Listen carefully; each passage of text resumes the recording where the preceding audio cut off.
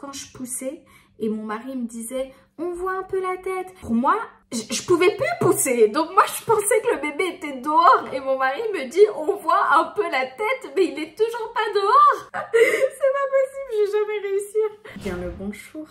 Bienvenue. Aujourd'hui mes petites pépites, on se retrouve dans cette nouvelle vidéo pour que je vous parle, comme vous l'avez vu dans le titre, de mon accouchement, de mon fin de trimestre, de comment s'est passé mon accouchement. Oh my god. Je vous ai dit dans cette vidéo que j'allais vous faire une story time sur mon accouchement parce qu'il fallait faire une vidéo spéciale accouchement, tellement c'était quelque chose et on se retrouve aujourd'hui pour ça. Nous sommes le 1er septembre, mon terme est censé être pour le 7 septembre. 1er septembre, je me rends aux urgences, maternité. Alors il faut savoir que dans ma grossesse, je me suis rendue plusieurs fois aux urgences. Pourquoi? Parce que des fois, c'était intoxication alimentaire parce que j'ai mangé quelque chose à base d'œufs. Et quand j'étais enceinte de Yacine, je ne supportais absolument pas les œufs. Donc ça partait en vomissement, je ne vous raconte pas. Donc je terminais souvent aux urgences. Et donc ce 1er septembre, je me rends aux urgences et j'ai pas forcément beaucoup de douleurs, je suis juste au bout de ma vie. En fait, faut savoir que dans mon dernier trimestre, j'avais extrêmement mal aux côtes. Mais vraiment, à partir du 7e mois, je dormais très peu la nuit. Et c'est pour ça qu'aujourd'hui, les gens ils me disent alors ça va, ça dort bien. Mais écoute, depuis le 7e mois, je dors pas moi la nuit. Donc je suis complètement habituée à me lever, etc. etc. Donc là, avoir mon nouveau-né, c'est facile. Donc comme je vous disais, les douleurs de côte faisaient que je ne dormais pas la nuit. C'est-à-dire que j'avais tellement mal aux côtes que je ne pouvais pas rester plus de 15 minutes dans la même position. Des fois même c'était plus de 5 minutes dans la même position.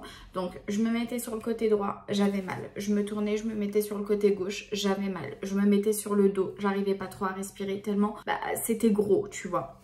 Donc je faisais que bouger. Ensuite je me levais peut-être aller 2-3 fois la nuit pour aller faire pipi. Donc ça, en plus des douleurs de côte, je ne dormais pas. En plus des douleurs, voilà, le matin, il faut se lever du lit. C'était une corvée, c'était vraiment très compliqué. Il fallait que je fasse un minimum le ménage parce que, voilà, il faut que je bouge, quoi. Et c'était très compliqué de bouger. À ce stade-là, tu n'es même plus capable de mettre ton pantalon toute seule. Alors, les chaussettes, n'en parlons même pas, tu prends des claquettes.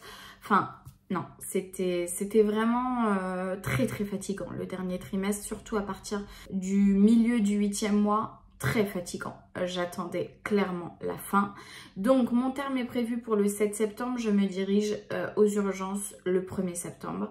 La dame me dit « Bonjour, alors qu'est-ce qu'il vous ramène ?» Je lui ai dit clairement « Madame, je suis au bout de ma vie. Non, là, vraiment, je n'en peux plus. » Elle me dit « Ah, on va voir si tout va bien. » Non, mais clairement, je lui ai dit clairement, je suis au bout de ma vie. Je n'en peux plus. Donc, elle me fait une échographie, tout est impeccable. Enfin, elle me pèse. Et elle me fait le test d'urine, tout est impeccable. Et on va pour faire un petit monito pour voir si le cœur du bébé va bien, etc., etc.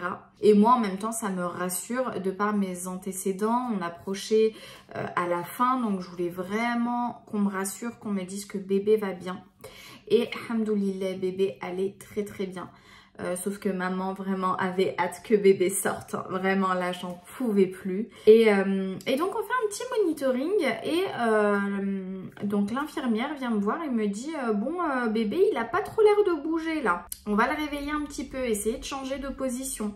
Donc je me mets sur le côté et je lui dis excusez-moi, j'ai extrêmement mal aux côtes, je vais pas pouvoir rester très longtemps sur le côté gauche. Elle me dit bah écoutez, si ça vous fait vraiment trop mal, vous retournez sur le dos, etc., etc. Elle revient et elle me dit écoutez, on va refaire un petit peu de monito.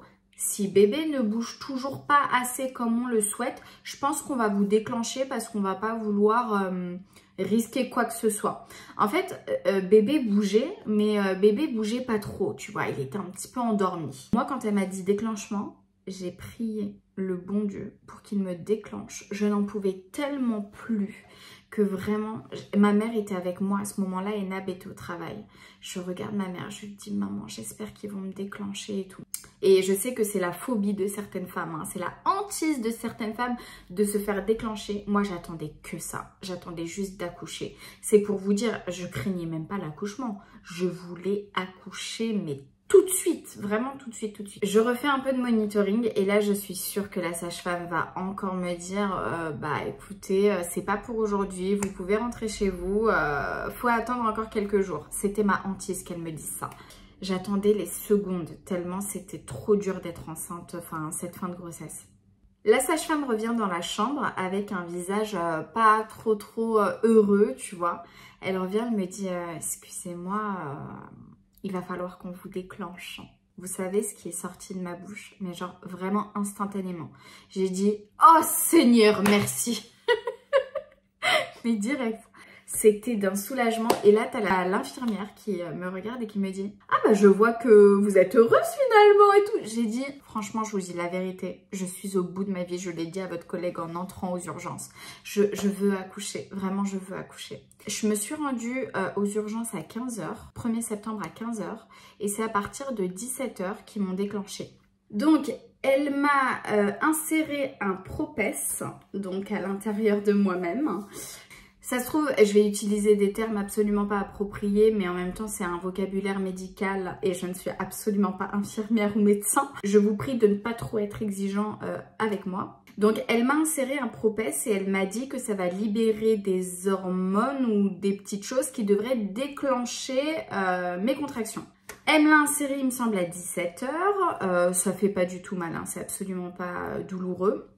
Et déjà, elle regarde à combien je suis ouverte. J'étais ouverte à 2 en arrivant aux urgences. Ouverte à 2, c'est clairement pas un déclenchement d'accouchement. Genre, ça veut pas dire que tu vas forcément accoucher.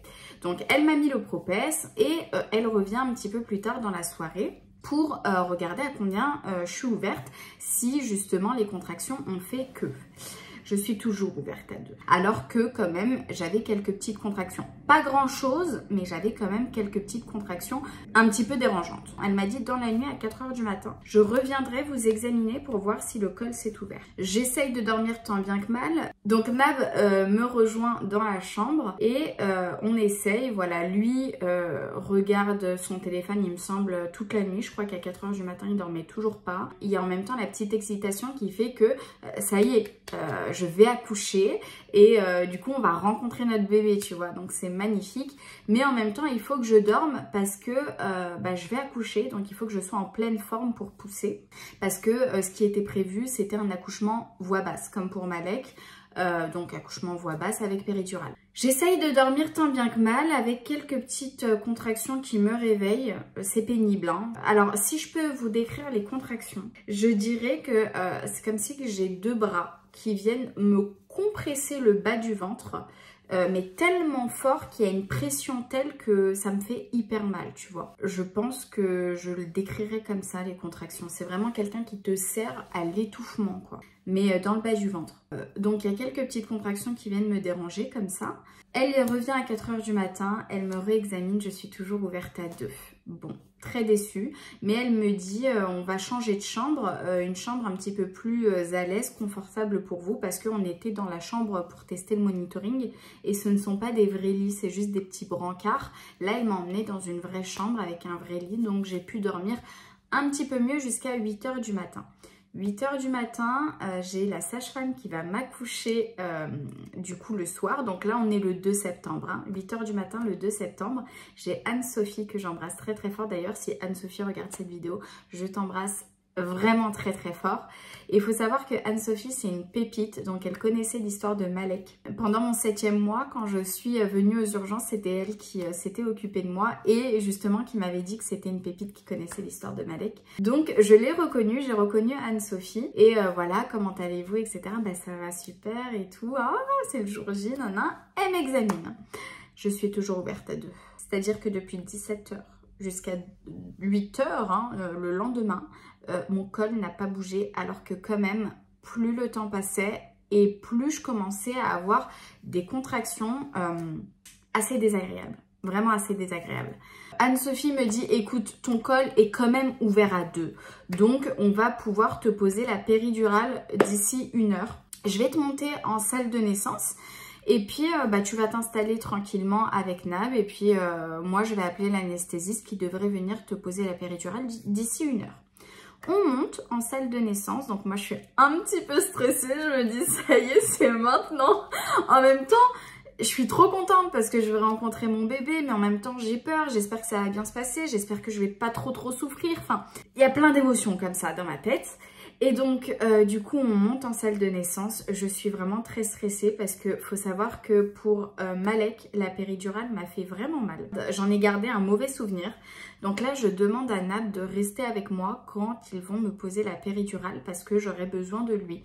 Il a les mots justes pour vraiment me donner du courage. Donc, je voulais à tout prix qu'il reste. Il est à peu près 9h, 9h30, 10h, quelque chose comme ça. Il y a l'anesthésiste qui vient. Je suis pas bien. L'infirmière demande à Nab s'il veut rester avec moi. Moi, je lui réponds oui, il reste. Genre, je n'ai même pas laissé le temps à Nab de répondre. J'ai dit, il reste. Nab se met devant moi. Je lui tiens les mains. Et on va pour me poser la péridurale. Donc, on me désinfecte le bas du dos. On me dit là, on vous applique un petit coton. Nanana. Et là, on me met la petite aiguille qui va anesthésier la zone. Je peux vous dire que vous faire piquer dans le dos, c'est pas la même chose que vous faire piquer dans le bras. Pendant toute la grossesse, tous les mois, je me suis fait piquer dans le bras. À la fin, limite, c'était moi, je leur disais, tu veux que je fasse la prise de sang à ta place ou ça va aller? Non, mais clairement, la prise de sang dans le bras, c'était du vu et du revu. J'étais tellement habituée que laisse tomber. Même la perfusion, quand on me l'a fait, j'ai même pas eu mal tellement. Mais la piqûre d'anesthésie dans le bas du dos, près de la colonne vertébrale. Et ça, c'est pas le pire. Mais c'est pas le pire. Le pire, c'est l'aiguille de la péridurale. Mathieu, s'il te plaît, mets-nous une image de l'aiguille d'une péridurale. On en parle ou pas? Ça, on vous l'insère dans le dos. Et je peux te dire que tu le sens. Alors certes, t'as pas de douleur parce qu'on t'a anesthésié, mais tu sens une aiguille te rentrer dans le dos et te gratouiller la colonne vertébrale. Enfin, je sais pas comment vous décrire le truc, mais c'est tellement désagréable. Du coup, je tiens les mains de Nab comme ça. Elle me fait la piqûre d'anesthésie. Très désagréable. Elle me rentre et puis elle force pour la faire rentrer, la péridurale. Donc, je suis là. Nab, il me regarde et je suis là. Non, je vais paniquer. Non, je vais paniquer. Et il me fait... Je suis en train de revivre la scène avec vous. C'était vraiment un moment où j'ai serré les dents. Et j'avais des contractions en même temps. Hein. Et je m'en rappelle, il y avait une sage-femme, il me semble, qui me dit, voilà, vous gérez bien la douleur des contractions. Hein. Mais ce qu'elle ne savait pas, c'est que j'avais plus peur de la péridurale que des contractions. Donc, c'est pour ça. Là, ma tête n'était même plus sur les contractions. Là, c'était quand est-ce qu'elle me finit cette piqûre dans le dos, là. Elle me pose le cathéter de la péridurale. Pareil, on sent comme des chocs électriques dans le bas du dos. C'est ouf. Vraiment, j'ai pas du tout aimé ce moment. Et la péridurale est enfin finie. Et là, c'est le début du bonheur. Enfin, ouais. Parce que tu peux appuyer sur la péridurale, ça va te libérer déjà un liquide très frais qui va t'anesthésier et faire que tu ne sens plus la douleur des contractions. Et plus tu vas doser ce produit et moins tu vas sentir la douleur des contractions. Mais le point négatif, c'est que tu vas plus sentir tes jambes. Ça veut dire qu'au moment de pousser, tu ne seras pas aussi efficace que si tu avais très peu de produits de la péridurale. Moi, ce que je fais, c'est que pour mon premier accouchement avec Malek, j'avais dosé la péridurale. Vraiment, je l'avais dosé jusqu'à ce que je ne pouvais absolument plus bouger mes jambes. Elles étaient totalement endormies. Et donc, j'ai pris un moment pour pouvoir remarcher, etc. tellement j'avais dosé la péridurale. Là, pour Yacine, je me suis dit, je ne vais pas la doser beaucoup. Comme ça, je peux bouger mes jambes tranquillement, mais tout en ayant une douleur de contraction gérable, quoi. Donc, je sens les contractions, je les sens. Elles sont douloureuses, mais elles sont gérables et je peux absolument bouger mes jambes. Je me rappelle quand on m'a fait la péridurale et quand le produit est venu dans mon corps, j'avais oublié pour mon premier accouchement, mais là je m'en suis souvenue, que mon corps me démangeait. Je me grattais, mais de partout. partout, le visage, les mains, le buste, le ventre, ça me grattait énormément et c'est le produit de la péridurale qui fait ça. Et il faut pas se gratter parce que après ça vous laisse des traces. En fait, vous sentez tellement plus votre corps, ça vous fait des picotements un petit peu partout que ça gratte en fait, ça fait comme des fourmis. Mais faut pas gratter. Parce qu'après, c'est vrai que ça laisse des griffures. Donc là, il est à peu près, voilà, 11 h. 11 h, quelque chose comme ça. Et on attend. On attend très longtemps. Très, très longtemps. Plus le temps passe, plus les contractions deviennent de plus en plus fortes. Mais mon col ne se dilate toujours pas. On décide de me poser une perfusion d'ocytocine. L'ocytocine, c'est quoi ? C'est une hormone qui va permettre, je crois, hein, qui va permettre à votre corps de déclencher des contractions beaucoup plus fortes, ce qui va permettre d'ouvrir beaucoup plus vite votre col. On me met cette perfusion d'ocytocine et là on me dit normalement ça devrait aller vite. Il est à peu près midi je crois, quelque chose comme ça. Et à 14 h on vient me reprendre le col et on voit que je suis ouverte, il me semble à 4. Donc là je me dis oh trop bien, ça a marché, cette hormone d'ocytocine là, cette perfusion d'ocytocine, ça a fonctionné. Mon col s'ouvre. Les contractions que cette ocytocine déclenche, je peux vous dire que c'est pas des contractions, c'est des contractions. Mais ça reste encore gérable. Ça fait mal, ça me prend énormément d'énergie. Faut savoir que je suis restée à jeun toute la journée jusqu'à mon accouchement. Donc je peux vous dire que plus la journée passait, moins j'avais d'énergie. Il est, voilà, comme je vous ai dit, 14 h. Je commence vraiment à fatiguer parce que déjà, j'ai très faim, j'ai très soif et c'est douloureux en fait. Ça me prend de l'énergie intense. Je suis ouverte à 4. Elle me dit, écoute, je reviens dans 2 heures et si dans 2 heures, t'es toujours pas trop ouverte, je pense qu'on va percer la poche des os. Je commençais à fatiguer et psychologiquement, je commençais à perdre de la force mentale. Je me suis dit, oh là là, percer la poche des os, est-ce que ça va me faire mal? On m'a jamais fait, enfin, je lui montre pas, mais j'angoisse à l'intérieur de moi parce que vraiment, je commence à fatiguer. 16 h, elle revient. Elle commence à me trouver un petit peu au bout de ma vie. Hein. Elle revient et elle m'examine. Il me semble que je suis ouverte qu'à 6 ou 5. Et donc, c'est lent. Et il faut que je sois ouverte à 10 pour accoucher. Où je suis ouverte qu'à 5 ou 6. Et comme elle voit que je commence à vraiment fatiguer, elle s'est dit, elle va plus pouvoir tenir très longtemps. Elle décide de me percer la poche des os. Donc Anne-Sophie prend son petit crochet. Ça a l'air très barbare comme ça quand on le raconte, mais en fait c'est un tout petit truc, vraiment un tout petit truc. Il me semble que c'est en plastique, non? Ou enfin c'est pas en acier le truc, hein. C'est en plastique, un petit truc avec des petites griffes et en fait elle vient juste griffer, elle vient pas me planter le crochet dans le ventre, non, elle vient juste griffer la poche des os. Alors, il faut savoir que à ce moment-là, elle fait quelque chose de pas trop agréable. C'est qu'elle vient insérer du coup ses doigts hein, et elle vient voir si bébé n'est pas trop près de la poche des os quand elle va gratter la poche des os pour ne pas justement faire du mal, il me semble, à bébé. Je crois que c'est ça hein, ce qui se passe si je me rappelle bien. Ça m'a fait mal parce que c'est pas très agréable de toucher le bébé à l'intérieur de moi, tu vois. Enfin, c'était très désagréable. Autant quand elle m'a griffé la poche des os, j'ai rien senti. Mais autant le fait de bouger mon bébé comme ça, quand elle insère du coup ses doigts en bas, c'était vraiment pas agréable du tout. Donc je l'ai plutôt mal vécu, mais en même temps, il faut savoir que j'avais une résistance à la douleur qui diminuait d'heure en heure. Vraiment, là, je commençais à vraiment fatiguer. Donc 16 h, elle me perce la poche des os et là, l'eau s'écoule. Donc elle a mis une petite poche là, enfin un petit truc là pour récupérer, dans lequel on fait pipi dans les hôpitaux pour récupérer toute l'eau. Donc super, l'eau n'est pas colorée, etc. Donc le bébé va bien, etc. Elle me dit on attend encore un petit peu. Généralement la poche des os fait que tu vas accoucher, c'est dans vraiment pas longtemps. Généralement c'est très peu de temps après que tu accouches quand tu perces la poche des os. 1 heure, j'attends. Les contractions sont très douloureuse, j'attends. Je ne veux pas non plus trop doser la péridurale, je force encore un peu parce que je veux vraiment pousser efficacement, tu vois. 1 heure passe, elle revient, elle me réexamine, je suis ouverte à 8, donc ça commence à s'ouvrir. Il me reste encore une ouverture, voilà comme ça, hein, pour que j'accouche. Et 1 heure encore passe, il est 18 h et là, on commence à voir la tête du bébé. Mais c'est pas encore satisfaisant à 100%. Je sens mon fils passer dans mon bassin. Et il faut savoir que j'ai la douleur parce que j'ai pas dosé de ouf la péridurale. Je ne vous raconte pas la douleur que c'est.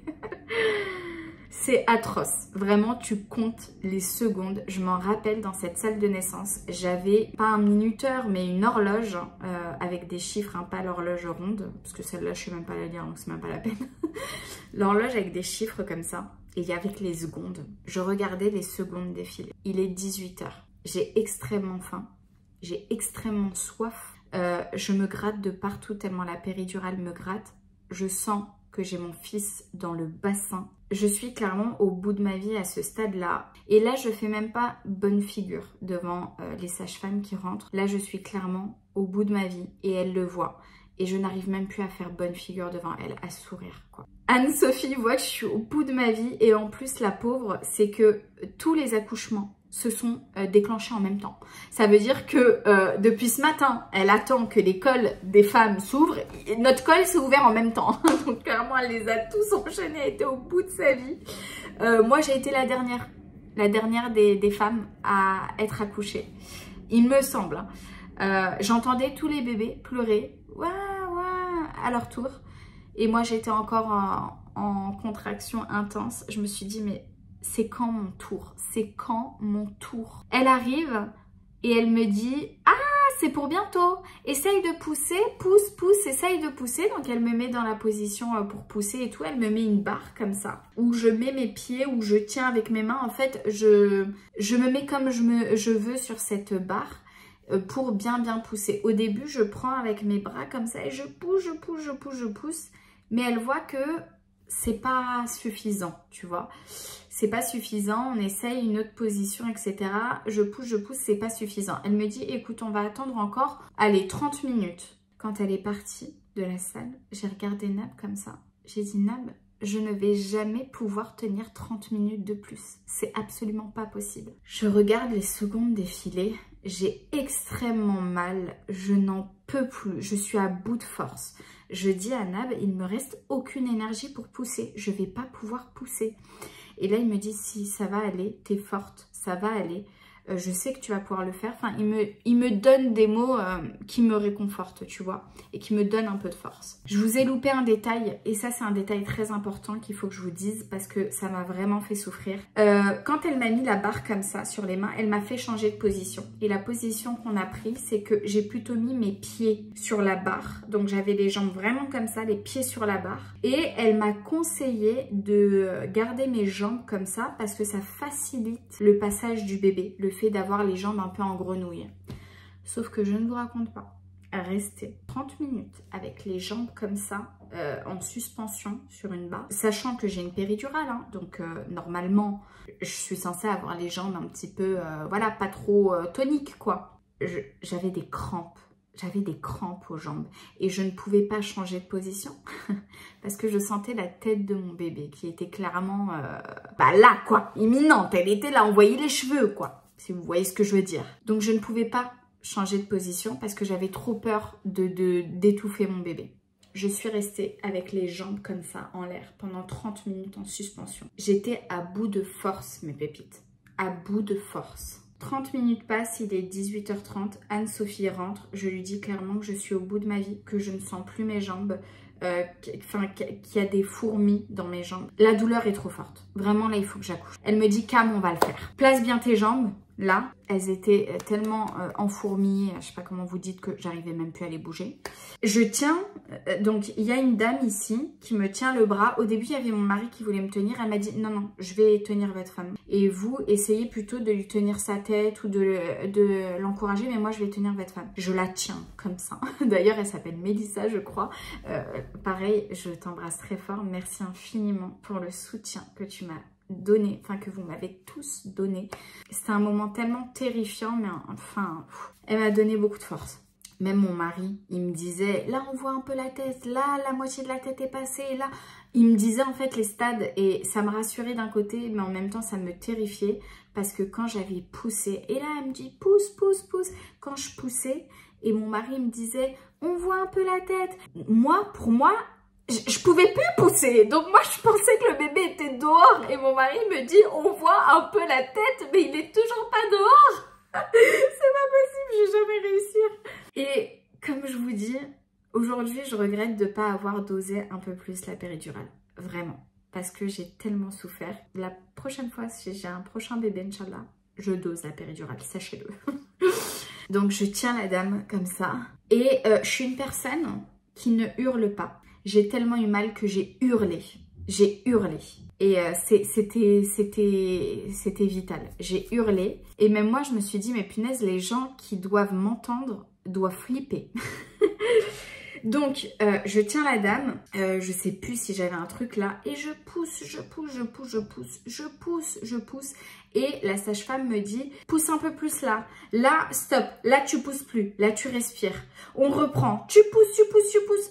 Mais attends, mais c'était un marathon le truc. Mais vraiment, et puis ça a duré quoi, 5-10 minutes en tout et pour tout pour sortir mon bébé. Mais je peux vous dire que 5-10 minutes où t'as clairement un être humain qui sort de toi, c'est très long, 5 à 10 minutes.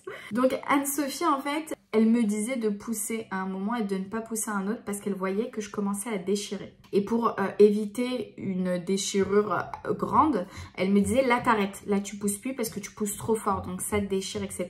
Pour vous dire, tellement j'ai pas dosé la péridurale, j'ai tout senti quand on m'a recousu ma déchirure. Je sentais l'aiguille qu'on m'insérait en bas quoi. T'as compris, pour me recoudre. J'ai tout senti.